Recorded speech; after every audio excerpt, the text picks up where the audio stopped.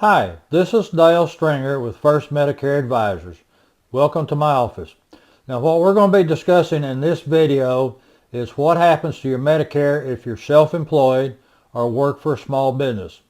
I'm doing this video because the majority of my clients do happen to work for small businesses and are self-employed. Now if you're an employee of a small business that employs fewer than 20 employees, you should be aware of a special rule that affects you. You must enroll in Medicare when you turn age 65 or face some huge penalties.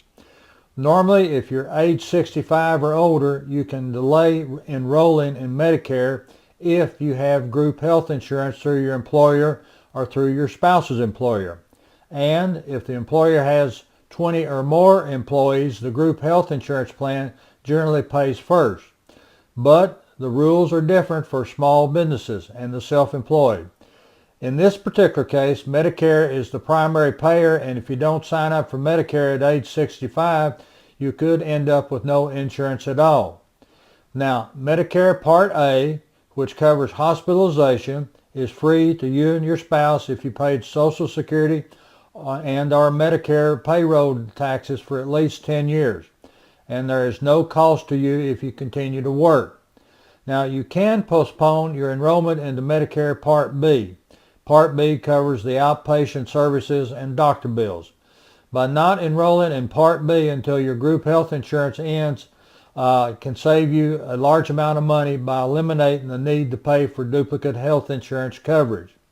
Now, if you want to take advantage of your employer's or your spouse's employee group health insurance coverage, you have up to 8 months after that coverage ends to sign up for Medicare Parts A and B, and you do that penalty free.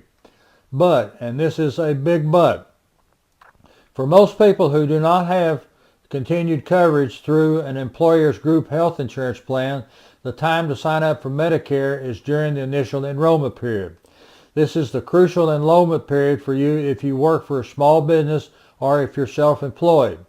The initial enrollment period runs from 3 months before your 65th birthday and continues for 3 months after your birthday month. For example, if your birthday is in April, your initial enrollment period begins January 1st and ends July 31st. Now, if you fail to enroll in Medicare during your initial enrollment period, what happens is you'll be assessed a delayed enrollment penalty for every month for the rest of your life. And you also must wait until the next general enrollment period. And that period runs from July 1st to March 31st to sign up for Medicare. And your coverage will not begin until July 1st. This could be a lengthy period without any type of health insurance coverage. Now, the delayed enrollment penalty for Medicare Part B is 10% per year for every year you were eligible to enroll but did not. The Medicare Part D prescription drug plan delayed enrollment penalty is 12% per year for every year that you were eligible to enroll but did not enroll. In 2017, most new enrollees in Medicare Part B pay a standard premium of $134 per month. But higher income retirees, those earning above $85,000, would pay a little bit more.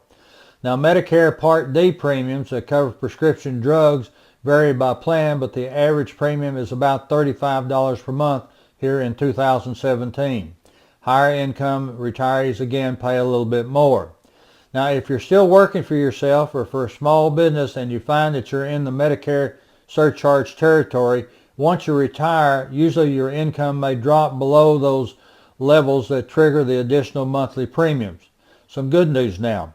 Medicare premiums are reset each year, so they could go down for you in the following year. Now, what happens now? Well, if you have any questions or need some additional details, there are 3 ways to contact me. And please don't worry about a sales pitch. We hate those as much as you do. We'll give you the information you need to make a good decision about this important facet of your life. The 3 ways that you can contact me is, number 1, you can send me an anonymous email to info@firstmedicareadvisors.com and ask your question in email form. Number 2, you can call our recorded hotline at 1-800 958-8171 and leave your first name and ask your question.